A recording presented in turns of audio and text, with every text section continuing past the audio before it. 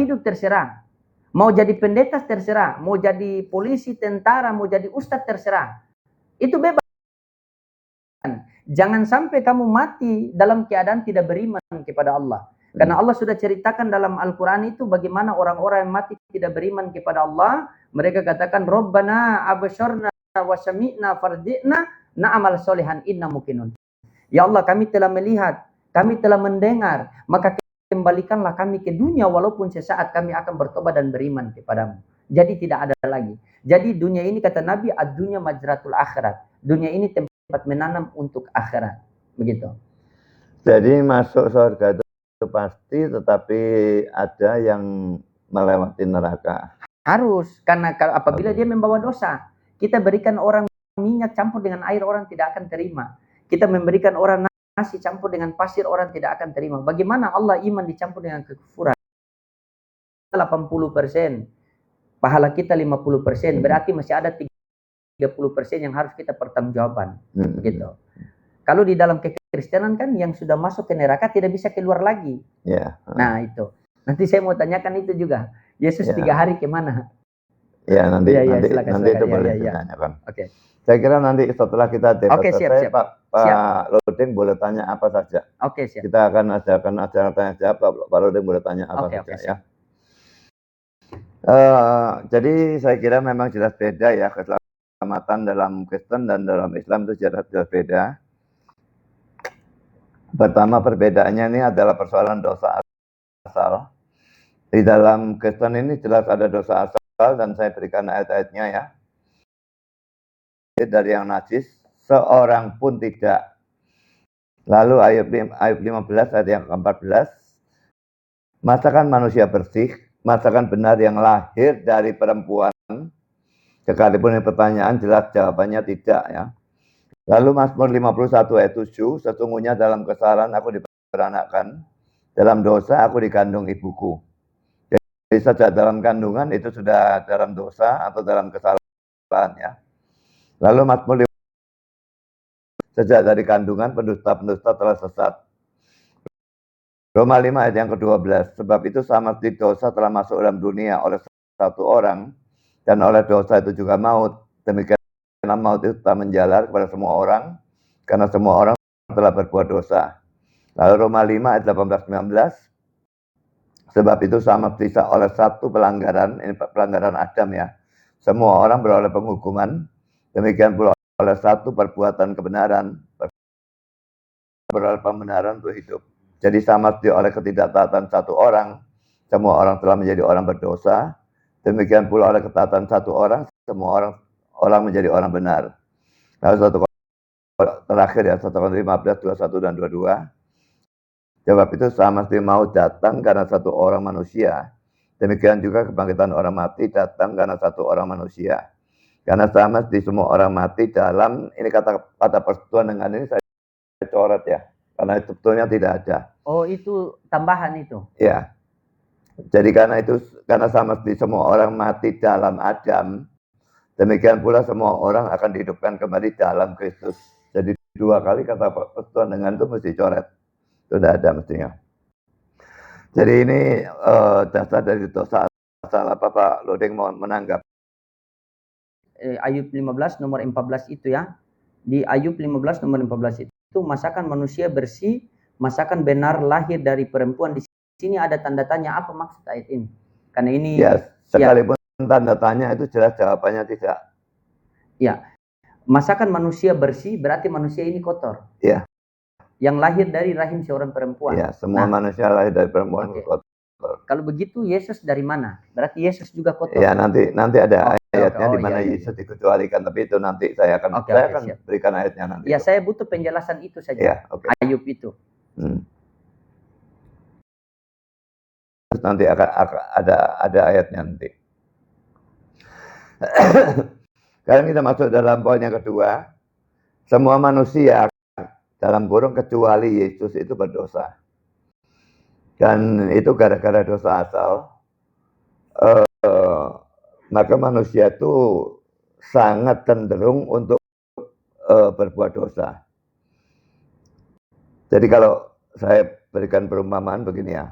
Kalau kita lahir sebagai orang kota, maka kita cenderung pakai pakaian yang ya yang biasa dipakai orang-orang kota, dan ya pakai perhiasan, mau pakai apa, pakai mobil dan sebagainya. Tapi kalau kita itu orang desa, kita cenderung jalan kaki, bahkan mungkin tidak pakai sandal karena terbiasa. Jadi mendorong dia untuk hidup seperti apa yang dia dilahirkan itu. Kalau orang dilahirkan sebagai orang hutan, ya cenderungnya naik pohon, gelayotan, garuk-garuk atau apapun yang biasa dilakukan orang hutan. Demikian juga kalau kita lahir sebagai orang berdosa, kita punya kecenderungan yang sangat kuat untuk berdosa. Dan itu misalnya kita punya anak ya, didik anak dalam kebenaran itu sukar. Misalnya kita suruh kalau dia bangun tidur, bersihkan ranjangnya sendiri dan sebagainya, nah itu malas sekali, sukar didiknya. Tapi kalau kita didik dia untuk hal yang jahat, katakanlah maki-maki, tidak usah diajari. Kita maki, dia langsung niru. Jadi di situ kelihatan bahwa kecenderungan manusia itu memang ke arah kejahatan sudah. Kalau jahat, gampang sekali diajar. Tanpa diajar pun bisa. Tapi kalau berbuat baik itu harus berusaha mati-matian, diajar, dididik, itu pun suka seringkali tidak berhasil. Dan ini saya akan buktikan dengan ayat ini, semua manusia berdosa ini ya. Roma 3 ayat 12, seperti ada tertulis, tidak ada yang benar, seorang pun tidak. Tidak ada seorang pun yang berakal budi, tidak ada seorang pun yang mencari Allah. Semua orang telah menyeleweng. Mereka semua tidak berguna. Ini ayat ini berlaku untuk orang-orang yang di luar Kristus, yang belum percaya pada Kristus. Tidak ada yang berbuat baik, seorang pun tidak. Jadi kalau tadi Pak Loding berkata, ada perbuatan baik, ada perbuatan jahat ditimbang. Kalau dari teologi Kristen menilai orang Islam tidak percaya kepada Kristus, menurut ayat ini tidak ada yang berbuat baik, seorang pun tidak. Memang berbuat baik itu bisa ditinjau dari sudut manusia itu baik. Tapi ditinjau sudut Allah, ada syarat-syarat yang harus dipenuhi untuk sesuatu itu disebut sebagai baik. Jadi misalnya dalam Yohanes 14 ayat yang ke-15, jika engkau mengasihi aku, taatilah hukum-hukumku atau perintah-perintahku. Jadi ketaatan itu baru dianggap sebagai ketaatan kalau dilandasi oleh katanya bukan kasih, itu tidak bisa dianggap sebagai ketaatan. Lalu dalam 1 Korintus 10 ayat yang ke-31, 1 Korintus 10:31 ya. Jika engkau makan, jika engkau minum, jika engkau melakukan apapun, lakukanlah semuanya untuk kemuliaan Allah. Tidak ada di sini ya. Jadi perbuatan baik itu juga tergantung tujuan dia berbuat baik itu apa. Kalau tujuannya berbuat baik untuk mendapatkan pujian, mendapatkan balasan, itu bukan baik. Tujuan perbuatan baik itu harus untuk kemuliaan Allah. Jadi karena adanya standar yang berbeda itu, kalau dalam Kristen ini standar, kalau pakai standar Allah, tidak ada orang yang berbuat baik sebelum dia percaya ya. Kalau sudah percaya, adanya Roh Kudus memungkinkan dia berbuat baik. Karena Roma 3:23, karena semua orang telah berbuat dosa dan telah kehilangan kemuliaan Allah. Ya semua orang nanti dikecualikan nanti ya. Pengkhotbah yang berbuat baik dan tidak pernah berbuat dosa.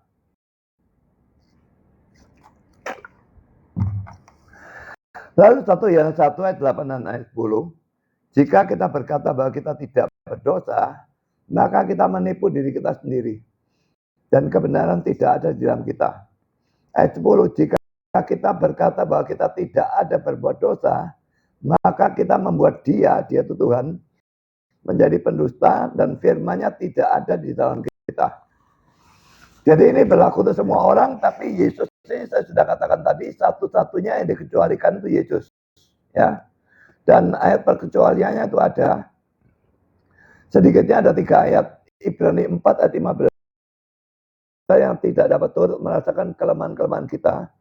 Sebaliknya sama dengan kita, ia telah dicobai, hanya tidak berbuat dosa. Dia dicobai sama kita. Tapi kalau kita jatuh dalam cobaan, dia tidak. Jadi dia tidak berbuat dosa. Lalu 2 Korintus 5:21, dia yang tidak mengenal dosa telah dibuatnya menjadi dosa karena kita, supaya dalam dia kita dibenarkan oleh Allah. Saya hanya menekankan bagian awalnya ya. Dia yang tidak mengenal dosa ini ya. Lalu 1 Petrus 2 yang ke-22. Nah, jadi sedikitnya ada 3 ayat yang menunjukkan bahwa Yesus dikecualikan. Dia satu-satunya tidak berdosa dan lahir tanpa dosa asal dan hidup mulai hidup mati sepenuhnya suci tanpa dosa. Oke, sampai di sini bisa Pak Ludeng atau tanggapi atau mau terima atau apa? Oke, saya tanggapi sedikit dulu ya. Ya. Ya. Jadi penjelasan yang tadi yang disampaikan itu, ini saya agak membingungkan sedikit ya, karena tadi di dalam Roma 3 nomor 10 sampai 12, semua manusia berdosa. Nah, di sini Pak Pendeta Budi mengatakan bahwa ayat ini itu dikhususkan di luar Kristus. Iya. Dikhususkan di orang-orang luar Kristus. Itu dari mana literasi yang bisa saya dapatkan ini? Bahwa ayat ini dikhususkan di luar orang Kristus. Karena ya. begini, sabar Pak Budi. Ya. Karena ketika Bapak Budi, berarti Yesus ini diutus untuk khusus orang-orang khusus begitu. Karena semua manusia berdosa. Kan semua manusia yang mana? Apakah manusia yang di dalam Kristus atau di luar Kristus, dan mana itu bisa literasi yang bisa saya lihat di situ? Di luar Kristus itu maksud saya orang yang belum percaya ya. Orang belum, kalau bilang yang belum percaya itu tidak bisa berbuat baik sama sekali. Kalau sudah percaya itu dia mendapatkan Roh Kudus, Efesus 1 ayat yang ke-13, dan dia dengan adanya Roh Kudus itu membantu dia untuk berbuat baik. Jadi laki-laki ya saya tekankan, Kristen ini satu-satunya agama di mana Allahnya membantu umatnya untuk berbuat baik. Berarti menurut ayat, contoh tadi di Ayub 15 nomor 14 tadi kan, Musa juga itu berdosa. Musa. Iya. Musa juga berdosa. Hanya Yesus yang dikecualikan, tidak ada lain. Nah, sementara Allah Bapa mengatakan, Elohim mengatakan bahwa Musa sama dengan Yesus. Musa sama dengan Yesus. Musa sama dengan Yesus. Gimana? Yang mengatakan Ulangan 18:18. Akan kubangkitkan seorang nabi di tengah-tengah kamu dari kalangan saudara-saudara kamu yang sama seperti kamu. Apakah sama ini mesti dikaji? Mungkin sama karena wajah, sama karena tubuh. Karena di situ cuma ditekankan sama. Jangan sampai Pak Budi pilih-pilih kasih ini takutnya kan. Ya. Coba berikan pencerahan. Ulangan 18 ayat 15 ya. Ya. Karena akan dibangkitkan bagimu oleh Tuhan Allahmu, dialah yang harus kamu dengarkan. Lalu ayat yang ke 18-19 ya. Seorang nabi akan kubangkitkan bagi mereka dari antara saudara mereka seperti engkau ini. Aku akan menaruh firmanku dalam mulutnya dan ia akan mengatakan kepada mereka segala yang kuperintahkan kepadanya. Ayat 19-nya, orang yang tidak mendengarkan segala firmanku yang akan diucapkan nabi itu demi namaku, daripadanya akan kutuntut pertanggungjawaban. Di sini cuma dikatakan dia itu bukan sama dengan Musa, tapi seperti Musa. Iya, seperti Musa. Seperti Musa, tapi bukan sama dengan Musa. Berdosa. Musa adalah orang berdosa. Dan jelas dia pernah membunuh orang Mesir. Oke. Kan? Berarti kalau menurut Pak Budi, Yesus itu sama dengan manusia kita ini. Apa yang membedakan Yesus dengan kita ini? Karena ingat Roma 3 nomor 10, semua manusia berdosa. Semua manusia. Yesus itu manusia yang bagaimana? Dia manusia sama seperti kita, tetapi dia tidak berdosa. Iya. Dari mana itu bisa Pak Budi kasih literasi itu sama saya? Bahwa dia manusia yang sama seperti kita, namun dia tidak berdosa. Karena di Roma 3 nomor 10 ini, semua manusia berdosa. Apakah Yesus ini manusia yang seperti apa begitu? Enggak, sama. Sama dengan kita. Sama. Berarti Cuma harusnya berdosa dong. Kalau tidak direvisi Enggak. ulang ini. dosa, gini ya, dosa itu bukan termasuk dalam hak. Berdosa baru disebut manusia. Tidak demikian. Adam dan Hawa pada waktu diciptakan, itu tidak ada dosa. Tapi mereka namanya manusia kan. Jadi manusia itu tidak lalu harus berdosa baru disebut manusia. Nah, Yesus itu manusia, tapi dia tidak berdosa. Kalau saya masuk ke Kristen, harus dibaptis kan? Ya. Apa gunanya untuk dibaptis? Percaya dulu baru dibaptis ya. Ya, ketika sudah kalau tidak dibaptis, percaya dibaptis tidak ada gunanya. Iya, kalau apa maksud dari baptis itu? Baptis itu pertama lambang daripada penyucian dosa. Penyucian dosa. Dan kedua untuk memasukkan kita ke dalam tubuh Kristus gitulah. Ya. Siapa yang dibaptis Yohanes di Sungai Jordan? Yesus. Berarti berdosa dia, makanya Enggak, dia karena orang-orang yang lain yang dibaptis oleh Yohanes dibaptis sambil mengaku dosa. Tapi pada waktu Yesus dibaptis oleh Yohanes, dia tidak pernah ada mengaku dosa. Adakah data yang mengatakan pembaptisan manusia dengan pembaptisan Yesus itu beda? Loh, pembaptisannya sama, tapi bedanya kan? Dia tidak mengaku dosa. Dari mana Bapak Budi bisa bernarasi seperti itu? Bisa tunjukkan literasinya di sini biar saya bisa dapat referensi.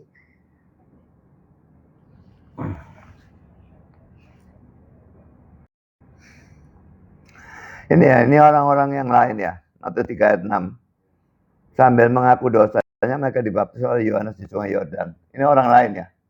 Nah, Yesus pada akhir dari teks ini ayat 13 ya, maka datang ke Galilea. Yohanes mencegah dia, katanya, akulah yang perlu dibaptis olehmu dan kau yang datang padaku. Lalu Yesus menjawab, katanya kepadanya, biarlah hal itu terjadi karena demikian sepatutnya kita mengenapkan seluruh kehendak Allah. Dan Yohanes pun menurutinya. Sesudah dibaptis, tidak ada pengakuan dosa kan? Ya, Yesus keluar dari air dan sebagainya, tapi tidak ada pengakuan dosa. Karena memang dia tidak berdosa. Kalau dia tidak berdosa dan dia mengaku dosa, itu dosa. Mengaku dosa karena memang tidak ada dosa.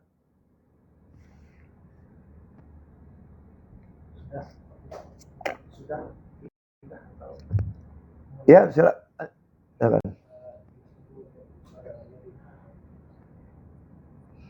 Ya, ini bentar ya, saya agak-agak lupa ya. Di Matius, Yohanes 8 nomor 11. Ada perempuan yang dituduh berzina itu kan, waktu itu mereka membawa kepada Yesus untuk melempari dia. Tetapi apa kata Yesus? Kalau di antara kalian yang tidak berdosa, silakan melempari dia kan? Iya, melempar batu pertama. Berarti itu Yesus mengatakan bahwa kalau di antara kalian yang tidak berdosa, lemparlah batu pertama kan? Iya. Nah, di situ pertanyaan Yesus lempar atau tidak? Kalau Yesus tidak berdosa. Yesus kan memang tidak tergolong yang mau melempari ya. Ini gini ya, pertama ya, teks ini kan teks yang termasuk tidak asli sebetulnya ya. Jadi mulai Yohanes 7 ayat 53 sampai 18 itu tidak asli bagi saya. 12 ayat ya. Tapi kalau mereka percaya bahwa teks ini tidak asli, tapi mereka percaya bahwa cerita ini betul-betul terjadi. Tapi teksnya tidak asli, ya, tapi betul-betul terjadi. Ya.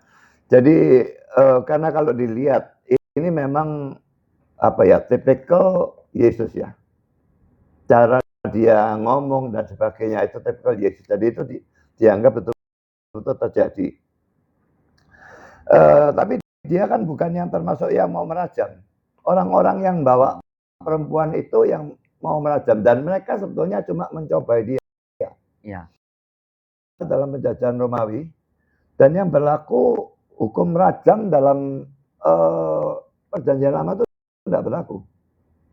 Yang berlaku hukum Romawi.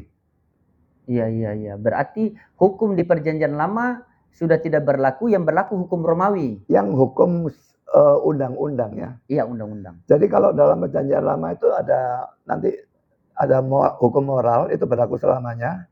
Ada hukum seremonial atau hukum upacara itu berlaku sampai Yesus mati. Lalu ada civil law atau undang-undang. Ini hanya berlaku untuk mereka pada zaman itu. Pada zaman berbeda, sekarang saja sudah saya kira hukumnya beda. Nah, tapi pada waktu mereka dalam penjajahan Romawi, yang berlaku hukum Romawi. Jadi ini tidak bisa diberlakukan. Makanya waktu mereka mau membunuh Yesus, mereka harus menghadapkan ke Pontius Pilatus. Mereka menjatuhkan hukuman mati. Mereka tidak boleh membunuh. Betul. Harus diberikan Pontius Pilatus. Dalam kasus Stefanus, mereka menghukum mati sendiri dengan rajam batu. Itu mereka sudah mata gelap. Dan itu pelanggaran terhadap hukum Romawi sebetulnya. Kenapa saya minta pencerahan sama penjelasan dari Pak Budi?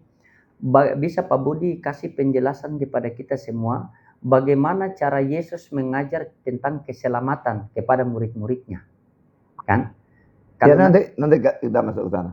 Iya. Nah, itu yang saya minta itu. Ya, itu yang saya butuh. Itu biar kita langsung ke inti poinnya saja. Karena sampai sekarang yang Pak Budi sampaikan tadi itu konsep keselamatan menurut Paulus. Makanya tadi kita sudah kutip 1 Korintus 15 itu kan. 1 Korintus 5 nomor 5 itu kan, bahwa orang yang berbuat dosa ini agar dia jadi pemahaman saya di 1 Korintus 5 nomor 5 itu dikatakan begini. Jikalau ada orang berbuat dosa di satu jemaat, agar orang ini bisa diselamatkan, maka tubuhnya ini harus diserahkan kepada iblis, agar rohnya harus diserahkan kepada iblis dalam nama Tuhan Yesus, agar rohnya dosa ini selamat, kan? Nah, kalau memang dengan matinya Yesus di kayu salib adalah menebus dosa manusia, terus maksud ayat ini apa? Itu belum ke depan kalau dosanya orang perkosa, dosanya orang curi ayam, dosanya orang ngintip janda mandi. Nah, itu ditanggung oleh Yesus atau tidak itu? Nah, itu nanti tolong diberikan penjelasan. Silakan. Jadi 1 Korintus 5 itu kan di dalam konteksnya itu ada percabulan antara yang begitu buruk yang tidak terdapat bahkan di dalam bangsa-bangsa kafir ya. Jadi ada orang yang incest dengan ibu tirinya. Itu bisa dibaca mulai dari ayat 1-nya saja, saya tunjukkan saya.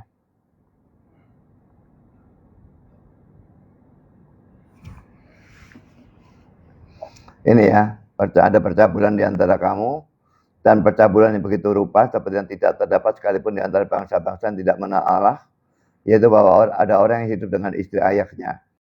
Bukan berarti dengan ibunya, tapi dengan ibu tirinya. Ayahnya itu bisa punya poligami, sehingga dia incest dengan ibu tirinya. Nah, jadi kalau dalam gereja ada dosa dan orangnya ditegur dan sebagainya tidak mau, maka dilakukan yang disebut disiplin gereja atau siasat gereja. Dan itu ada di dalam Matius 18 ya. Saya tunjukkan ayatnya.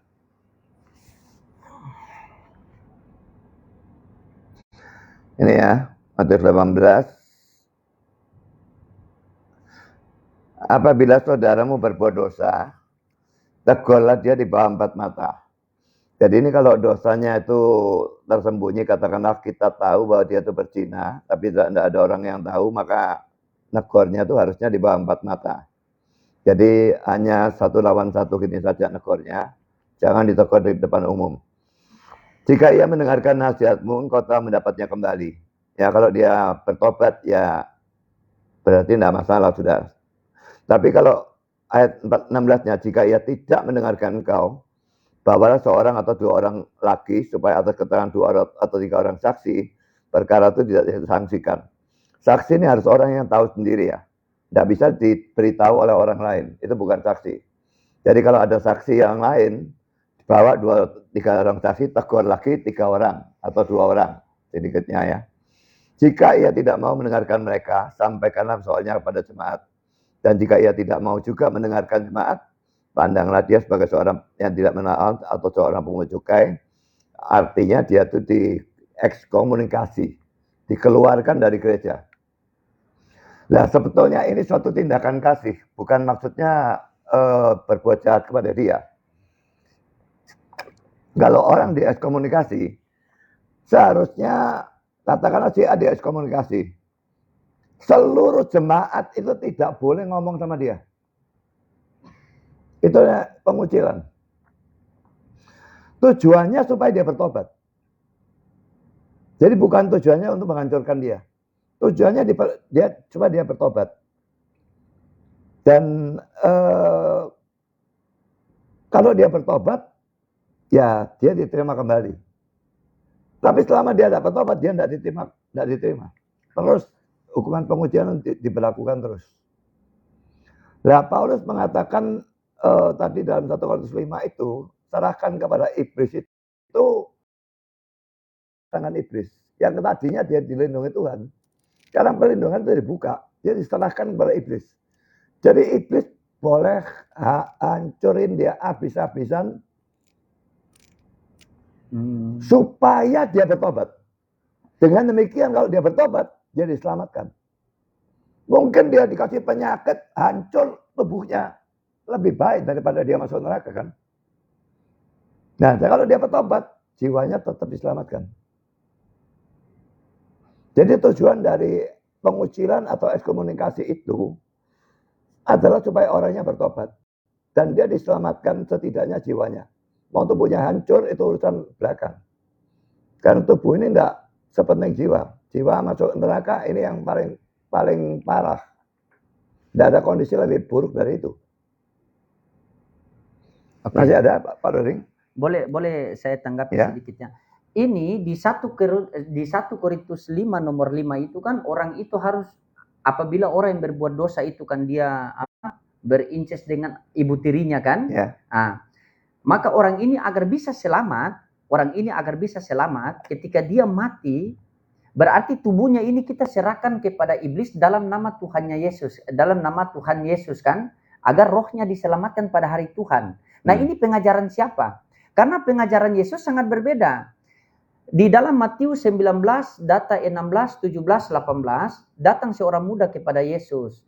Guru, perbuatan baik apa yang harus aku perbuat agar aku memperoleh hidup yang kekal? Maka apa kata Yesus? Kenapa kamu bertanya yang baik? Hanya satu yang baik. Jikalau kamu ingin masuk ke dalam hidup, turutilah segala perintah Tuhan. Jadi untuk mendapatkan hidup yang kekal menurut pengajaran Yesus, turuti segala perintah Tuhan. Yohanes 12:49, aku berkata-kata bukan dari diriku sendiri, melainkan daripada Dia yang mengutus aku. Dialah yang memerintahkan apa yang harus aku katakan, dan aku tahu bahwa perintahnya ini adalah hidup yang kekal. Berarti untuk mendapatkan hidup yang kekal, kita harus mentaati perintah Tuhan yang diajarkan oleh Yesus. Nah, saya mau tanya sama Pak Budi, ini pengajaran siapa nih apabila orang ini berdosa? Oke, saya jangan nangkap. Oke, silakan kalau sudah. Matius berapa tadi? Matius 19 nomor 19. data nomor 16, 17, 18. Ya. Itu yang saya tahu itu pengajaran Yesus tentang keselamatan. Ya. Ini ya, Matius 19 ayat 16. Iya, karena sangat berbeda dengan itu. Nah, ini ada seorang datang kepada Yesus dan berkata, Guru, perbuatan baik apakah yang harus kuperbuat untuk memperoleh hidup yang kekal? Nah, pertanyaan ini sebetulnya adalah pertanyaan yang salah. Oh, salah. Pertanyaannya sudah salah. Karena apa? Karena dalam Kristen itu tidak ada ajaran Yesus atau apapun, tidak ada perbuatan baik bisa menyelamatkan. Ini tertulis. Ya, dia mengira begitu. Oh. Itu dalam pemikiran dia, makanya dia tanya, perbuatan baik apakah yang harus kuperbuat untuk memperoleh hidup yang kekal? Dan dia merasa dia bisa mendapatkan hidup kekal melalui perbuatan baik. Kalau enggak, dia tidak akan tanya seperti ini kan. Nah, lalu jawab Yesus, apa sebabnya engkau bertanya kepadaku tentang apa yang baik? Hanya satu yang baik. Tapi jika engkau ingin masuk ke dalam hidup, turutilah segala perintah Allah.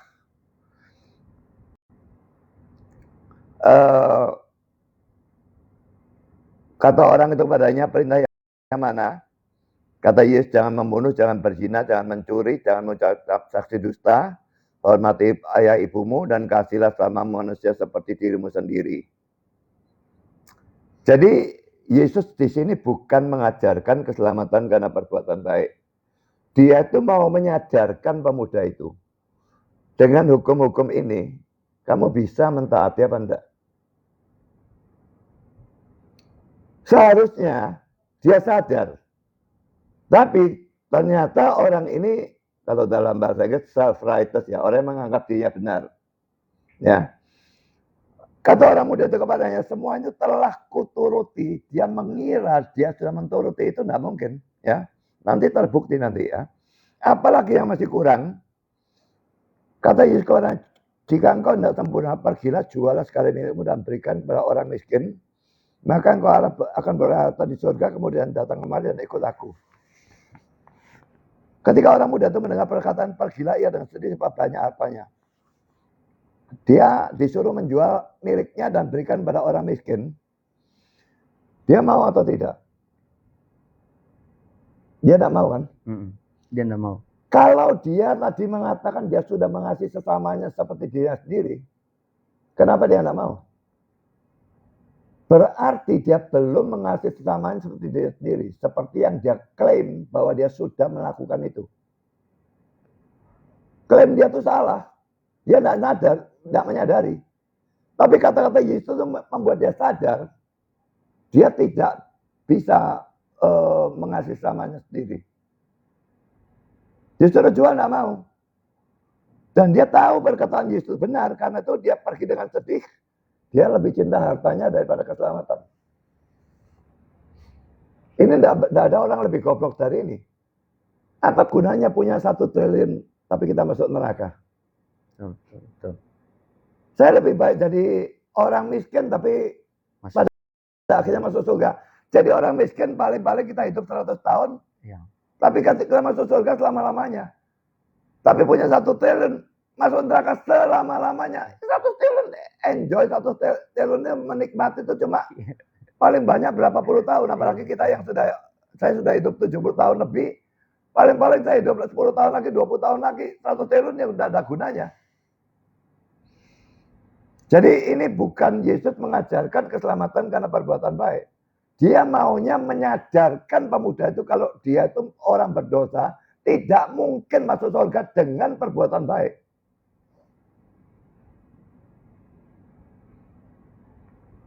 Sudah terjawab? Oke, boleh saya tanggapi Ya. jawaban Pak Budi? Kalau Pak Budi mengatakan bahwa orang masuk surga itu bukan karena perbuatan baik, itu saya sepakat. Ya. Saya sepakat. Karena di Islam pun begitu, orang masuk surga bukan karena perbuatan baik. Kalau perbuatan baik, Bapak sebagai Kristen berbuat baik, saya sebagai Islam berbuat baik. Berarti kita berdua akan masuk surga sama-sama. Tetapi orang masuk surga itu karena mendapat ridho Allah Subhanahu wa taala. Kalau di Islam, kalau di Kristen mungkin kasih karunia Tuhan. Dengan ridho Allah Subhanahu wa taala inilah kita bisa masuk surga. Untuk mendapatkan ridho Allah Subhanahu wa taala, kita butuh amal baik, bukan amal buruk. Untuk mendapatkan amal buruk, maka kita butuh perbuatan baik. Benar. Makanya di dalam Al-Qur'an itu dikatakan dikatakan ya ayyuhalladzina amanu ittaqullaha wa qulu qaulan sadida yusli lakum a'malakum. Wahai orang-orang yang beriman, bertakwalah kalian dan berperkataan dengan perkataan yang benar. Apakah perkataan yang benar itu? Wa man asanu qawlan mimman da'a ilallah wa amila sholihan wa qala innani minal muslimin. Tidak ada perkataan yang lebih benar daripada perkataan mengajak orang taat kepada Tuhan. Jadi perkataan yang paling benar itu mengajak orang kepada Tuhan, kepada satu Tuhan yang benar. Nah, jadi saya sangat sepakat sama Pak Budi tadi. Ibaratnya begini, kata Nabi SAW, seluruh umatku akan masuk surga, illa man aba, kecuali yang tidak mau. Siapakah orang-orang yang tidak mau? Itu orang yang tidak mentaati Allah dan Rasulnya. Itu orang yang tidak mau masuk. Jadi ibaratnya begini Pak Budi. Ada sebuah dealer mobil, dia mengatakan begini, seluruh masyarakat bisa punya mobil, kecuali yang tidak mau. Nah kalau yang mau punya mobil berarti harus menabung dulu. Kerja menabung supaya dapat uang beli mobil. Yang tidak mau ini dia tidak menabung. Seluruh umatku akan masuk surga, kecuali yang tidak mau. Yang mau itu yang mana? Yang harus berbuat baik. Dengan perbuatan baik itu kita dapat amal baik. Dengan amal baik itu kita bisa mendapat ridho Allah. Dengan ridho Allah itulah kita masuk ke dalam surga. Makanya di dalam Al-Quran dikatakan wasabiquna awalun minal muhadirin wal ansor Walladzina taba'uhum bil ihsan wa radiyallahu anhu wardu'an. Orang-orang yang pertama masuk surga, orang-orang yang pertama mendapat ridho Allah adalah orang muhajirin dan orang ansor. Dan Allah ridho kepada mereka dan mereka pun ridho kepada Allah. Bukan hanya itu kata Allah. Tetapi orang-orang yang mengikuti jejak mereka dengan baik, maka Allah ridho kepada mereka dan mereka pun ridho kepada Allah. Percuma Bapak berbuat baik apabila tidak mendapat kasih karunia Tuhan. Nah, coba Anda tanggapi, yang saya tanyakan di sini bukan berarti perbuatan baik itu. Yang saya tanyakan di sini, datang seorang muda kepada Yesus, dia mengatakan, "Guru, perbuatan baik apa yang harus aku perbuat?" Maka Yesus mengatakan, "Buat apa kamu bertanya yang baik? Hanya satu yang baik. Tetapi jikalau kamu ingin masuk ke dalam hidup, turutilah segala perintah Tuhan." Ya. Nah, makanya di dalam Yohanes 12:49 sampai 50, Yesus mengatakan, "Aku berkata-kata bukan dari diriku sendiri, melainkan daripada Dia yang mengutus aku. Dialah yang memerintahkan aku mengatakan apa yang harus aku katakan. Dan aku tahu bahwa perintahnya itu adalah hidup yang kekal." Perintah yang mana itu sehingga mendapat hidup yang kekal?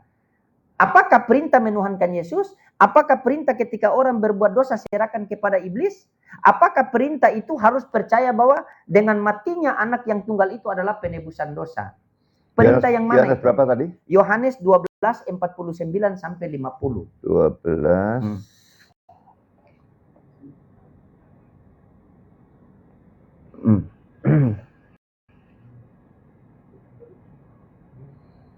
Saya baca mulai ayat 40. Silakan. Bentar. Mulai ayat 47 aja ya. "Dan jikalau seorang mendengar perkataanku tetapi tidak melakukannya, aku tidak menjadi hakimnya. Sebab aku datang, ini kedatangan pertama ya, Iya. bukan untuk menghakimi dunia. Kalau kedatangan kedua memang untuk menghakimi ya, melainkan untuk menyelamatkannya. Barang siapa menolak aku, ia tidak menerima perkataanku, ya sudah ada hakimnya, yaitu firman yang telah kukatakan, itulah yang akan menjadi hakimnya pada akhir zaman." Jadi pada akhir zaman firman Tuhan itu digunakan untuk menghakimi orang-orang itu berbuat dosa sebanyak apa. Lalu Yohanes 12:49, "Sebab aku berkata-kata bukan dari diriku sendiri, akan apa yang harus aku katakan dan aku sampaikan.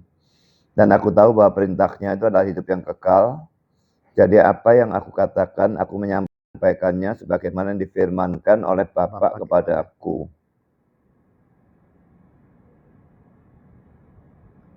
Perintahnya adalah hidup yang kekal. Ini saya tidak terlalu tahu ya. Oh, Bentar tidak ya. terlalu tahu. Bentar. Oke, terima kasih kejujurannya. Nah, saya ada Yohanes 12 ya tadi ya. Saya sudah ada pembahasannya mestinya.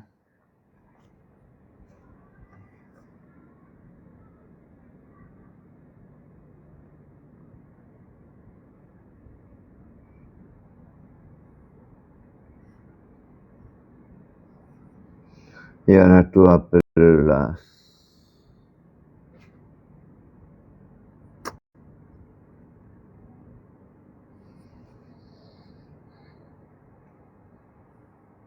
Kurang 3.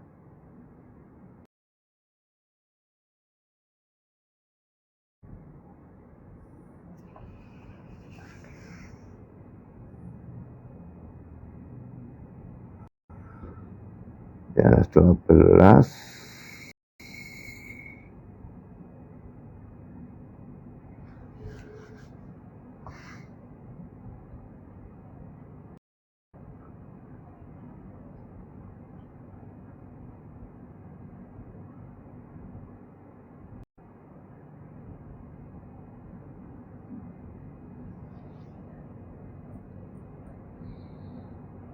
Ini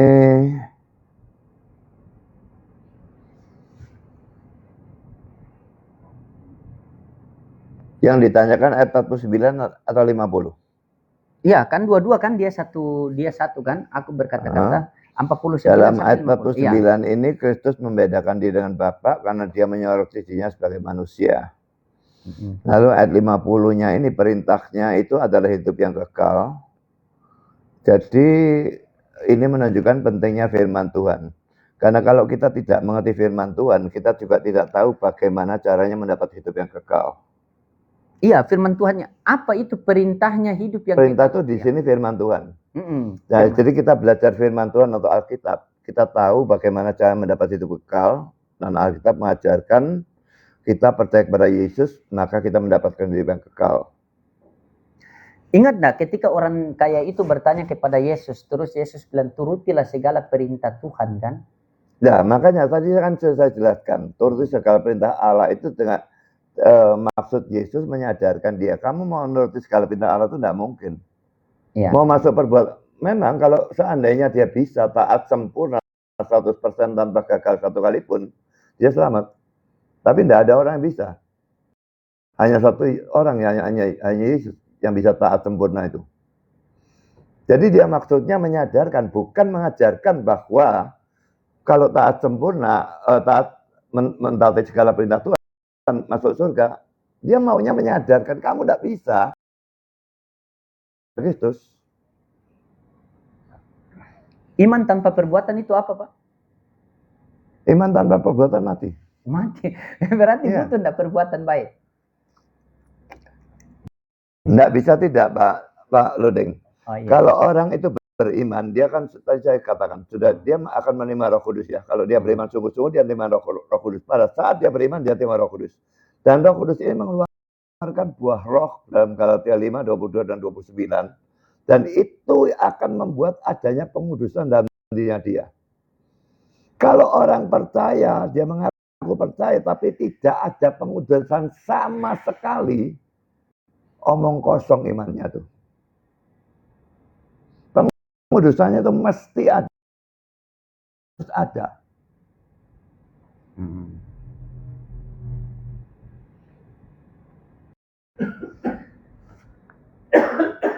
Di ayat 50 ini Pak Pendeta, perintahnya itu adalah hidup yang kekal.